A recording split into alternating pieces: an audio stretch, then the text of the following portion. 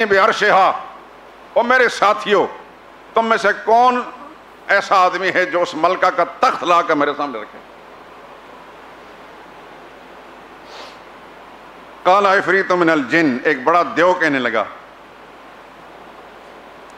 جنوں پر بھی ان کو حکومت تھی نا، صرف انسانوں پر نہیں تھی، جنوں پر بھی تھی، وہ بھی بیٹھے ہوتے تھے مجلس کے اندر.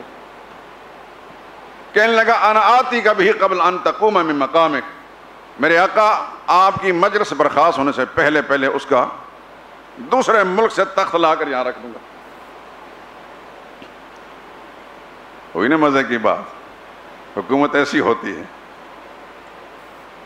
نہ اس سے پہلے کسی کی ایسی حکومت نہ اس کے بعد.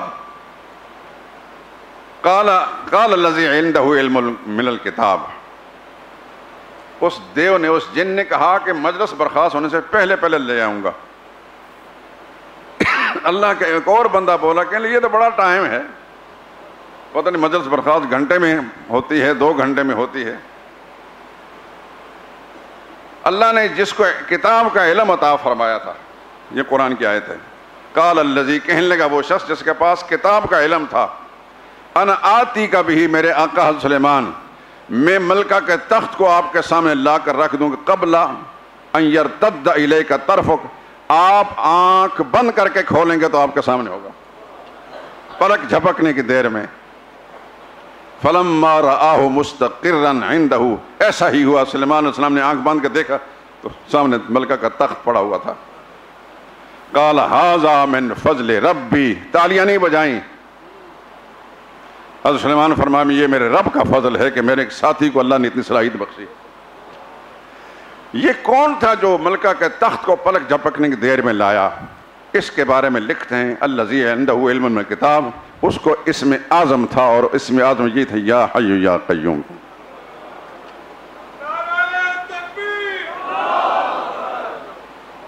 بس یہ ایک تھوڑی سی بات میں نے بیان کر دی، تفصیل میں نہیں جاؤں گا. یہ وہ آیت ہے، نہ تورات میں، نہ انجیل میں، نہ زبور میں، نہ قرآن میں، نہ دیگر انبیاء کے صحائف میں اس شان کی کوئی اللہ نے آیت اتاری ہو. کون سے مسئلے ہیں اس آیت میں؟ نماز کے مسئلے ہیں. آپ تلاوت، آپ کو یاد ہے نا سب کو؟ ہاتھ کھڑا کریں. نہ یاد ہو تو مجھے بڑا تکلیف ہوگی.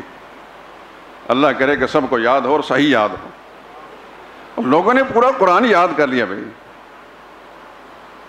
5 سال کا بچہ قرآن کا حافظ ہے مسلمانوں کا، ہم آیت نہیں یاد کر سکتے؟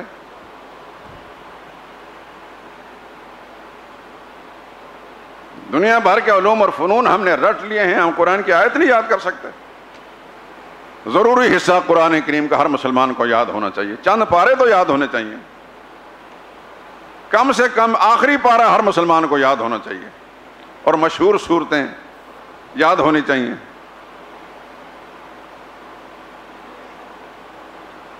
طالب علمی کے زمانے میں 3 دن صرف صبح کی تلاوت، بیٹھ کر زیادہ دیر نہیں. ایک دفعہ پڑھا تھا سورہ یاسین، میں نے 3 دن یاد کی تھی، صرف ایک مرتبہ پڑھ کر. سارا دن رٹا نہیں تھا. 4 گھنٹے میں نے سورہ کہف یاد کی تھی، 12 رکوع کی صورت، 4 گھنٹے میں. الحمدللہ العظیم. خیر یہ ضمنی باتیں ہیں. آج 5 سال کا بچہ پورا قرآن کا حافظ.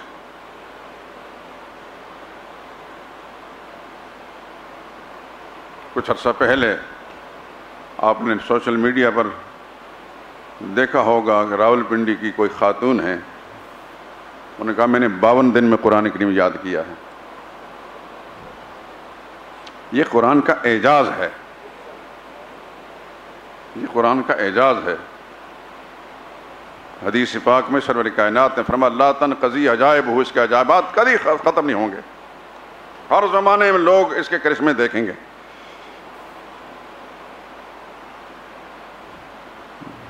آئیے اس آیت کی طرف. آیت الکرسی، اس میں لفظ کرسی آیا ہے، اس کی وجہ سے اس کو آیت الکرسی کہتے ہیں. اس کے 10 جملے ہیں. ایک دعویٰ ہے اور دعوے کے اس بات کے لیے 10 دلیلیں ہیں. اللہ لا الہ الا ہو، یہ دعویٰ ہے، اللہ ہی معبود برحق ہے، اللہ ہی الہ ہے، لا الہ الا ہو، اس کے سوا الہ نہیں، اللہ ہی الہ ہے اور کوئی الہ نہیں۔ الحی، پہلی دلیل، وہی زندہ و جاوید ہے، سدا زندگی اس کی، اس کے سوا باقی سب ہالک و فانی ہیں، کل من علیہا فان۔ القیوم، یہ دوسری دلیل ہے، وہ سارے جہان کو سنبھالنے والا ہے، جو سارے جہان کو سنبھالنے والا ہو وہی الہ ہے اور کوئی الہ نہیں۔ لا تأخذہ سنۃ، وہ ایسا الہ ہے کہ اس کو اونگ نہیں آتی، ولا نوم، اس کو نیند بھی نہیں آتی۔ اونگ اور نیند یہ غفلت کی نشانیاں ہیں، جب کوئی شخص نیند میں چلا جاتا ہے سارے جہان سے بے خبر ہوتا ہے، حتیٰ کہ اپنے آپ سے بھی بے خبر ہوتا ہے۔ اگر اللہ کو اونگ اور نیند آتی یہ سارا جہان تباہ و برباد ہو جاتا، اس کی صفت قیوم کا مظاہرہ ہوتا، دکھائی نہ دیتا۔ پھر قیوم ہے، سارے جہان کو سنبھال رہا ہے، اس لیے کہ اس کو اونگ نہیں آتی اور نیند بھی نہیں آتی، بغیر سہاروں کے آسمانوں کو اس نے سنبھال رکھا ہے، کوئی ستون نہیں، کوئی سہارا نہیں۔ اتنے بڑے آسمان، اتنے بڑے آسمان کہ سائنس کتنی بھی ترقی کر لے اس کے کناروں تک نہیں پہنچ سکتی، اس کی پیمائش نہیں کر سکتی۔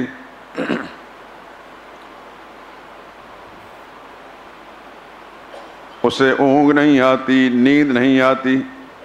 الحی، پہلی دلیل، القیوم دوسری دلیل، لا تأخذہ سنۃ ولا نوم تیسری دلیل، اونگ بھی نہیں آتی، نیند بھی نہیں آتی۔ لہ ما فی السماوات وما فی الارض، اسی کا ہے جو کچھ آسمانوں میں ہے اور زمین میں ہے، آسمانوں کو بنانے والا بھی وہ، زمینوں کو بنانے والا بھی، زمین و آسمان کے مابین جو کچھ ہے وہ اس کو بنانے والا بھی وہ اور چلانے والا بھی وہ، نہ کوئی اور بنانے والا ہے نہ کوئی اور مالک ہے۔ من ذا الذی یشفع عندہ الا بإذنہ، وہ اتنا مختار ہے کہ کوئی بھی ایسا نہیں کہ اس کے سامنے کسی کی سفارش کر کے اس کو بچا سکے، الا بإذنہ، ہاں وہ اگر کسی کو اجازت دے گا کسی کے لیے تو وہ بولے گا، اس کی اجازت کے بغیر کوئی بول بھی نہیں سکے گا۔ یعلم ما بین ایدیہم وما خلفہم، وہی جانتا ہے جو مخلوق کے سامنے ہے روبرو ہو رہا ہے اور جو کچھ اس سے پیچھے ہو چکا ہے اس کو بھی جانتا ہے، یا یہ جو کچھ مخلوق کے سامنے ہے اس کو بھی جانتا ہے، جو اس کے سامنے نہیں اس کو بھی جانتا ہے۔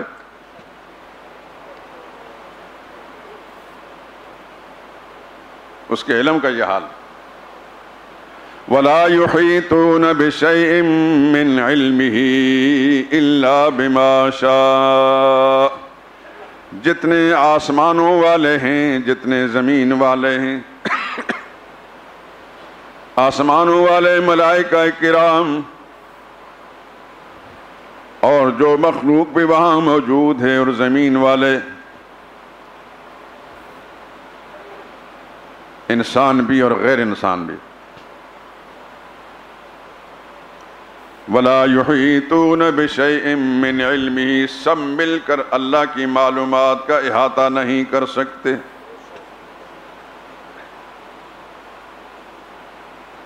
إِلَّا بِمَا شَاءَ، ہاں جتنا وہ کسی کو معلوم کرا دیتا ہے اتنا جانتا ہے، اگر نہیں کراتا تو نہیں جانتا۔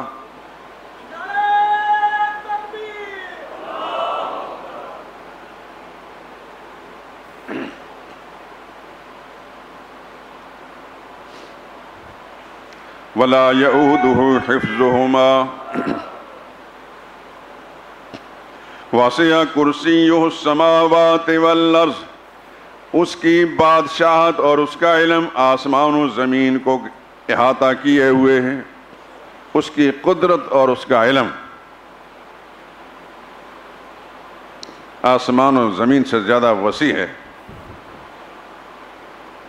ولا يؤوده حفظهما، ان آسمانوں اور زمینوں کی حفاظت اللہ کے لیے کوئی دشوار نہیں، اس کو تھکا نہیں سکتی۔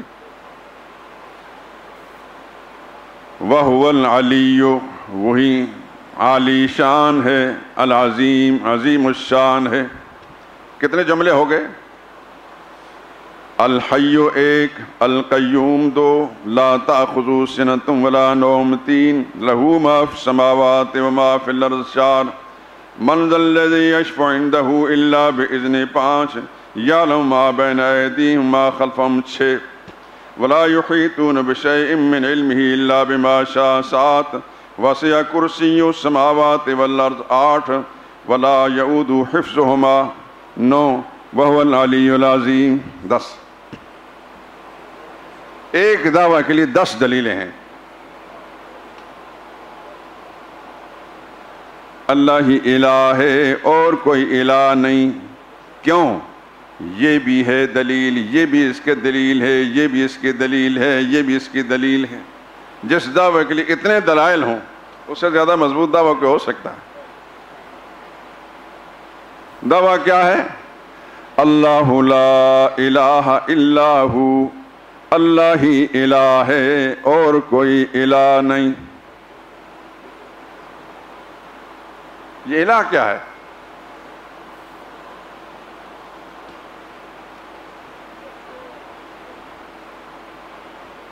ہمارے چھوٹے بچے ایک اسکول میں پڑھتے ہیں، میرے پوتے، اسلامیات پر مبنی کتاب، بہت شاندار کتاب انہوں نے کسی ادارے سے لی ہے۔ میں نے اس کے ایک ایک مندرجات چیک کی، بہت صاف ستھری، شاید کم کسی ادارے میں ہو۔ لیکن لا الہ الا ہو کا عنوان ہے کہ اللہ کے سوا کوئی معبود نہیں۔ میں نے اس کے اوپر لکھ دیا کہ یہ ترجمہ صحیح نہیں، اللہ کے سوا کوئی عبادت کے لائق نہیں۔ وہ ٹیچر جو بھی پڑھانے والے وہ لکیر کا فقیر ہوتے ہیں بیچارے، ان کی اتنا علم، اتنی گہرائی کہاں ہوتی ہے؟ ان کا الہ وہی ہوتا ہے جو عبادت کے لائق ہے، لہذا وہ معبود ہے۔ میری بات ہی سمجھ میں نہیں آئی ان کو۔ میں نے کہا معبود بے شمار ہیں، ہندوستان میں جائے ہر مندر کے اندر معبود پڑے ہوئے ہیں، آپ کے ملک کے اندر کئی معبود ہیں۔ بات یہ ہو رہی کہ عبادت کے لائق کوئی نہیں، معبود بے شمار ہیں۔ یہ ایک باریک سا فرق ہے جس کو بہت کم لوگ سمجھتے ہیں۔ الہ کا معنی عبادت کے لائق، اللہ لا الہ الا ہو، اللہ ہی الہ ہے، اس کے سوا کوئی اور عبادت کے لائق نہیں ہے۔ لیکن الہ بھی عربی زبان میں اور عبادت بھی عربی زبان میں، عربی زبان ہے نا جی۔ یہ عبادت کیا ہے؟ جب تک اس لفظ عبادت تشریح نہ ہوگی الہ کا معنی نہیں سمجھ میں آئے گا۔ آپ نے بھی بچپن میں کسی مسجد کے امام سے یا اپنے ٹیچر سے یہی کچھ پڑھا ہے، اللہ کے سوا کوئی معبود نہیں یا عبادت کے لائق نہیں، لیکن ایک عربی لفظ کا ترجمہ عربی سے کر دیا، بات تو سمجھ میں نہیں آئی۔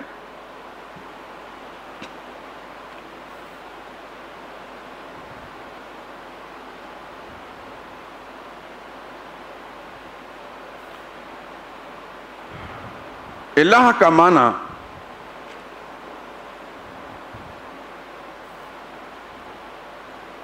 سرور کائنات صلی اللہ علیہ وسلم نے فرمایا، الدعاء مخ العبادہ،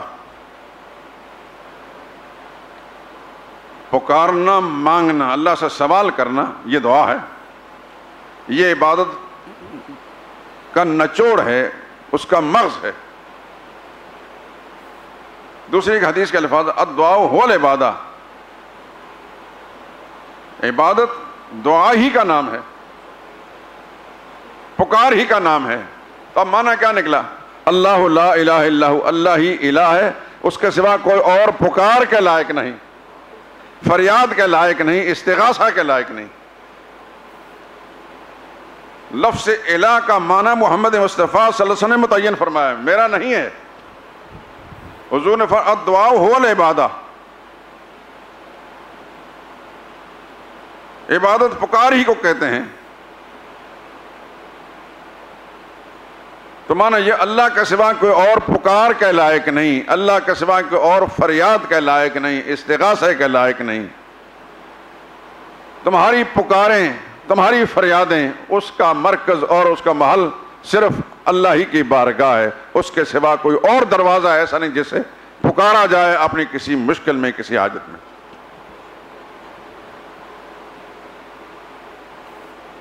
آپ نے حضرت ابراہیم علیہ السلام کے بارے میں تو سنا ہی ہے، 16ویں پارے میں سورہ مریم میں ابراہیم علیہ السلام کا تذکرہ آتا ہے۔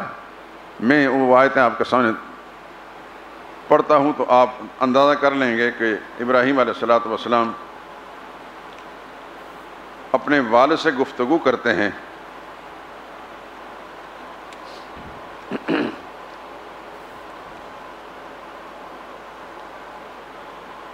وَاذْكُرْ فِي الْكِتَابِ ابراہیم، میرے حبیب اس کتاب میں ابراہیم علیہ السلام کا ذکر کیجئے، یعنی کتاب میں ابراہیم کا تذکرہ ہے، لوگوں کو سنائیے۔ اِنَّهُ كَانَ صِدِّيقًا نَبِيًّا، یقیناً وہ بڑے راست باز اور سچے نبی تھے۔ اذ قال لأبیہ، جب انہوں نے فرمایا اپنے باپ سے، یا ابت، میرے ابا، لم تعبد، کیوں بندگی کر رہے ہیں، کیوں پوچھتے ہیں، ما ان کو، لا یسمع، جو سن نہیں سکتے، کیوں پکارتے ہیں، کیوں ندائیں دیتے ہیں، صدائیں دیتے ہیں ان کو جو آپ کی پکار کو سن نہیں سکتے، ولا یبصر، آپ کے حالات کو دیکھ نہیں سکتے، ولا یغنی عنک شیئا، آپ پر آئی ہوئی کسی مشکل کو ہٹا نہیں سکتے۔ عبادت کا معنی پکار خود رسول اللہ نے بیان فرمایا۔ لم تعبدوا کا معنی کیوں پکارتے ہو، ان کو آپ کی پکار کو سن نہیں سکتے، آپ کے حالات کو، مشکلات کو دیکھ نہیں سکتے، آپ پر آئی مشکلات کو ہٹا نہیں سکتے۔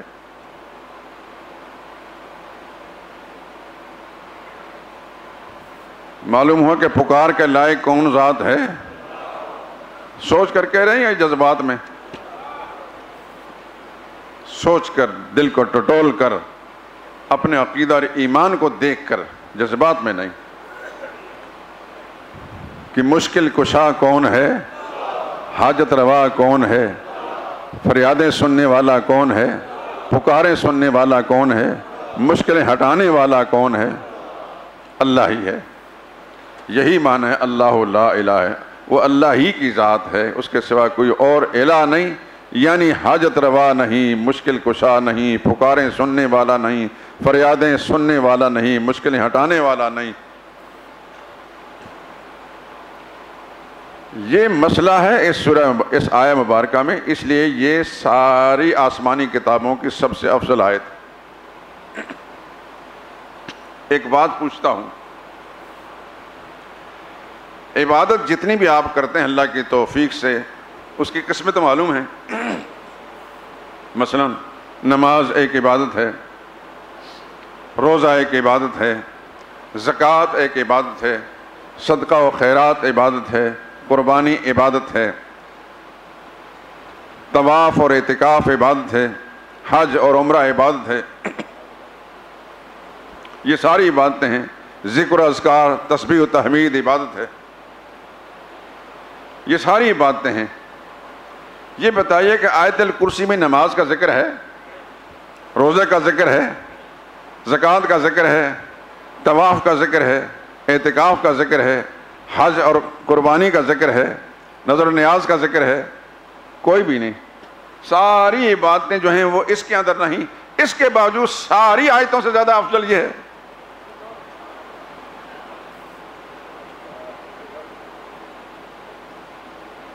دیکھیں نماز افضل عبادت ہے، اس کا ذکر نہیں. روزہ پچھلے جمعے میں آپ روزے کے سلسلے میں حدیث مبارکہ سن چکے، اس کا ذکر نہیں. زکوٰۃ کا ذکر نہیں، حج کا ذکر نہیں، عمرے کا ذکر نہیں، طواف کا نہیں، اعتکاف کا نہیں، قربانی کا نہیں، نظر و نیاز کا نہیں، ذکر اذکار کا نہیں، تسبیح و تحمید کا نہیں، تذکیر کا نہیں، لا الہ الا اللہ کا ذکر نہیں. تو پھر یہ ہے کیا؟ یہ ساری چیزیں جو ہیں ان کا ذکر نہیں. اس کے باوجود یہ آیت اتنی شان والی کیوں ہے بھائی؟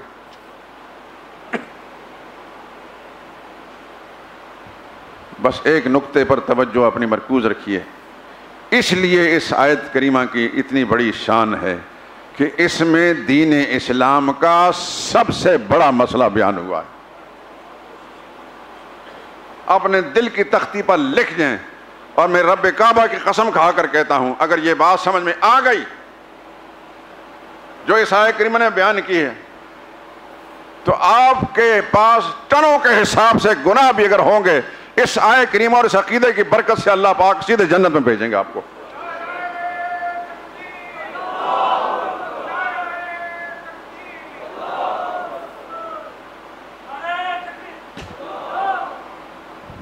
ایک حدیث سناتا ہوں، ابھی تو زندگی نے ساتھ دیا تو اس آیت پر بہت گفتگو ہوگی. ترمذی میں یہ روایت موجود ہے، ابن ماجہ شریف میں روایت موجود ہے، اور مسند احمد میں بھی ہے. عبداللہ ابن عامر صحابی ہیں، وہ راوی ہیں، کہتے ہیں کہ محشر کے میدان میں ایک آواز آئے گی اللہ کی طرف سے کہ فلاں آدمی باہر نکل آئے. ابن ماجہ کہ یصاح، ایک آواز بلند ہوگی. اور ترمذی کے الفاظ یہ ہیں جس کو صاحب مشکات نقل کیا ہے، ان اللہ سیخلص رجلا من امتی علی رؤوس الخلائق، میری امت کے ایک شخص کو ساری دنیا کے روبرو نکال کر کھڑا کیا جائے گا. اب اس حدیث کو غور سے سننا، اور سننا بھی اور سمجھنا بھی، پھر اس کو زندگی کا اب تعویذ بنا لیں، حرز جاں تعویذ بنا لیں، اس کو گلے میں نہ لٹکائیں، سینے کے اندر پیوست کریں، اور اس پیغام کو پھر عام لوگوں تک پہنچائیں. فَيُنْشَرُ عَلَيْهِ 99 سِجِلًّا، اس آدمی کو سب کے سامنے لا کر اس کے بدعمالیوں کا دفتر اس کے سامنے پھیلا دیے جائیں گے، کھول کر پھیلا دیے جائیں گے. لیکن دفتر کتنا ہوگا؟ آپ کے دفتر کا رجسٹر اتنا نہیں. کل سجل مثل مد البصر، ہر دفتر اتنا لمبا چوڑا ہوگا جہاں تک انسان کی حد نگاہ پہنچتی ہے. اس میں سب میں اس کی برائیاں، اس کے گناہ لکھے ہوں گے. اللہ پوچھیں گے حل تنکر من ھذا شیئا، میرے بندے یہ جو کچھ بھی تم دیکھ رہے ہو ان میں سے نظر دوڑا کر دیکھو، کوئی ایسا گناہ تیرے ذمہ لگا ہو جو تم نے کیا نہ ہو، فرشتوں نے خواہ تمہارے ذمہ لگا دیا ہو. فیقول اللہ یا رب، وہ کہے گے نہیں میرے اللہ، میں انکار نہیں کر سکتا، یہ سب میرے گناہ ہیں. اللہ پھر پوچھیں گے افلک عذر، تیرا کوئی عذر ہے، کوئی مجبوری تھی جس کی وجہ سے یہ گناہ کیے ہیں؟ لوگ کہتے ہیں نا کیا کریں جی مجبوری ہے. بھائی تو اچھا بھلا نمازی آدمی ہے، حاجی ہے، پرہیزگار ہے، تہجد گزار ہے، تیرے بیٹے اور بیٹی کی شادی میں وہ بھنگڑے اور وہ ناچ اور یہ اور وہ کیوں ہوا ہے؟ کیا کریں جی مجبوری تھی. یعنی انہوں نے اپنی خواہشات کا نام مجبوری رکھا تھا. مجبوری جبر سے ہوتی ہے. کس نے جبر کیا تمہاری کن پٹی پستول رکھ کر کے یہ کام کرو؟ ہم نے شیطانی وساوس کو اتنی جگہ دے رکھی ہے اپنے دل کے اندر کہ اپنی خواہشات کا نام مجبوری کر رکھا ہے. خیر، اللہ سے پوچھیں تجھے کوئی مجبوری تھی، کوئی عذر تھا جس کی وجہ سے یہ گناہ کیے؟ وہ کہیں گے یا اللہ کوئی مجبوری نہیں تھی، کوئی عذر نہیں تھی. اللہ پوچھیں کوئی نیکی، وہ کہ کوئی نیکی نہیں. یقین ہوگا کہ جہنم کے سوا اور کوئی سلسلہ نہیں ہے. اللہ فرم بلا تیرے پاس تو کوئی نیکی نہیں، ان لک عندنا حسنہ، ہمارے پاس تمہاری ایک نیکی ہے جو تمہیں یاد نہیں شاید۔ وَإِنَّهُ لَا ظُلْمَ عَلَيْكَ الْيَوْمَ، تجھ پر کوئی ظلم نہیں ہوگا۔ اگر تیرے گناہ سامنے لائے گئے ہیں تو تیری نیکی جو ہے وہ بھی سامنے لائی جائے گی۔ فَتُخْرَجُ بِطَاقَةٌ، ایک پرزہ نکالا جائے گا، ایک رکہ جس طرح نکالا جائے، رکے میں کیا ہوگا؟ فِيهَا أَشْهَدُ أَن لَّا إِلَٰهَ إِلَّا اللَّهُ وَأَنَّ مُحَمَّدًا عَبْدُهُ وَرَسُولُهُ، اس میں اس کا عقیدہ لکھا ہوگا، عقیدہ توحید۔ میں گواہی دیتا ہوں اس بات کی کہ اللہ کے سوا کو اور الہ نہیں، اور گواہی دیتا ہوں اس بات کہ حضرت محمد مصطفیٰ اللہ کے خاص بندے اور رسول ہیں۔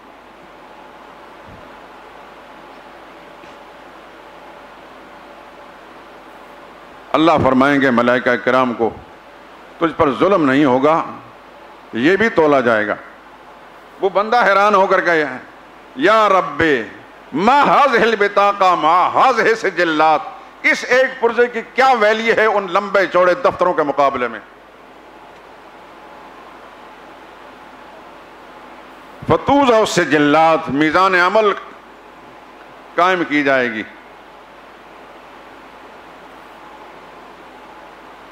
تو پھر وہ 99 دفتر ایک پلڑے میں رکھے جائیں گے، والبطاقۃ فی کفۃ، اور وہ پرزہ دوسرے پلڑے میں رکھا جائے گا۔ میرے دوستو اس کو بھول نہ جانا۔ اور پھر حکم ہوگا فرشتوں کو اٹھاؤ اس کو، تولو۔ جب اٹھایا جائے گا، حدیث کے الفاظ ہیں جس کا جی چاہے میں اس کو دکھا سکتا ہوں۔ یہ حدیث مشکات شریف کے اندر موجود ہے، مشکات کا ترجمہ بھی ہو چکا ہے، ساری حدیث کتابوں ترجمہ ہو چکا ہے، دیکھ لینا۔ تو حدیث کے الفاظ ہیں فتاشت السجلات وثقلت البطاقہ، وہ 99 دفتر بدعمالیوں والا جو پردہ ہوگا وہ اوپر کو اٹھ جائے گا، اور عقیدہ توحید والا پردہ، وہ پردہ جو ہے نیچے کی طرف جھک جائے گا۔ ایمان اتنا وزنی ہوگا، عقیدہ توحید اتنا وزنی ہوگا کہ اس کا پردہ نیچے جھک جائے گا، اور وہ 99 دفتر بدعمالیوں کے وہ پردہ اوپر ہو جائے گا۔ اللہ کے نبی نے فرمایا فلا یثقل مع اسم اللہ شیء، لوگوں سن لو، اللہ کے نام میں اتنی برکت ہے، اس میں وزن ہے، اس کے مقابلے میں کسی چیز کا وزن نہیں۔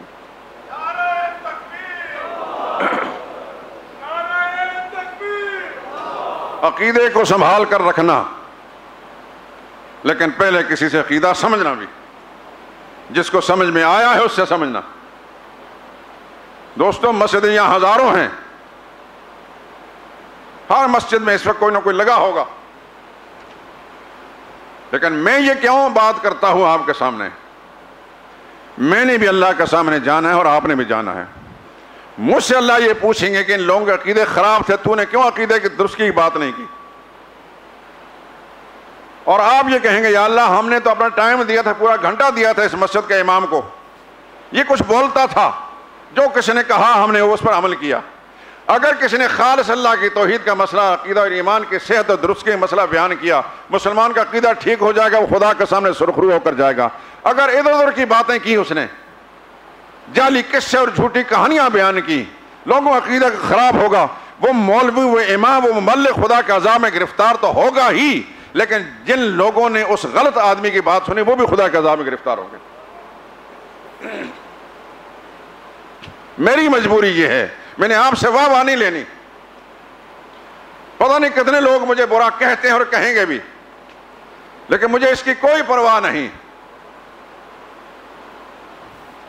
کہ مجھے صرف اللہ کے حکم کی پرواہ ہے کہ جزا سزا کا مالک وہ ہے، جانا اسی کے پاس ہے، اسی کی زمین، اسی کی دی ہوئی زندگی استعمال کر رہا ہوں، اسی نے بھیجا ہے اس دنیا میں، وہی واپس بلائے گا اپنے پاس۔ جزا سزا کے فیصلے اسی کرنے ہیں، کسی انسان نے نہیں۔ اس دنیا کے لوگ زندہ باد کے نعرے لگا لیں، کچھ فرق نہیں پڑے گا، مردہ باد کہہ دیں، کچھ فرق نہیں پڑے گا۔ اللہ کے ہاں زندہ باد ہیں تو زندہ باد ہوں گے، اگر وہاں مردہ باد ہیں تو کچھ بھی نہیں۔ رمضان کے مہینے میں مسلمانوں کی اکثریت مسجد کا رخ کرتی ہے اللہ کی توفیق سے۔ میں نے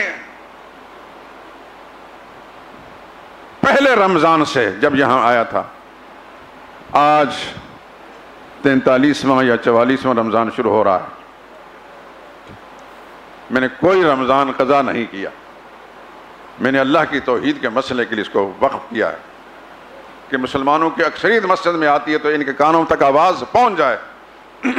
مانے گا وہی جس کی ہدایت اللہ نے لکھ لی ہے، لیکن کم از کم ہم تو بری ذمہ ہو جائیں گے، اس کے کان اس کا جسم کل میرے حق میں گواہی دیں گے۔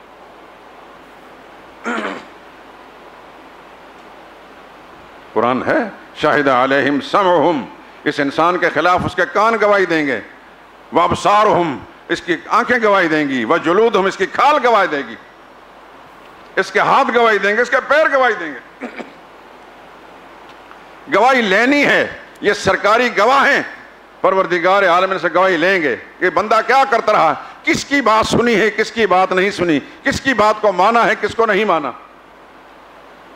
پوچھنے والی پروردگار عالم کی ذات ہوگی، اور یہ سرکاری گواہ انسان کے وجود کے اندر، ہمارا وجود، ہماری کھال، ہماری آنکھیں، ہمارے کان، ہمارے ہاتھ پاؤں ہمارے حق میں یا ہمارے خلاف گواہی دیں گے۔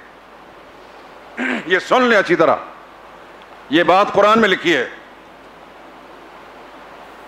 تو سچی بات جس کان سے ٹکرائے گی، اگر اس کے مقدر میں ہدایت ہے تو اس کو ہدایت مل جائے گی انشاءاللہ، وہ دنیا میں بھی ایک بہتر مسلمان کی زندگی جیے گا، خدا کے سامنے بھی مومن کی موت مر کے جائے گا۔ لیکن اگر اسے کانوں تک صحیح آواز پہنچی نہیں، وہ تو بے قصور ہے، مجرم تو وہ ہے جس نے غلط آواز پہنچائی۔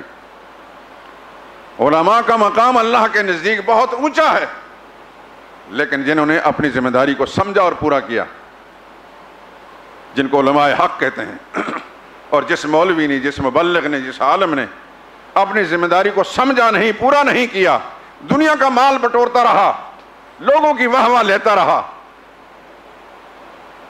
اس کو تو ساری دنیا کے مقابلے میں زیادہ خدا کا عذاب ہوگا۔ معراج کی رات جب رسول اللہ صلی اللہ علیہ وسلم نے بہت سے لوگوں کو دیکھا تھا، ان میں سے وہ لوگ بھی دیکھے تھے جن کی جہنم کی آگ میں گرم کی ہوئی لوہے کی قینچیوں سے ان کی زبانیں کاٹی جا رہی تھیں۔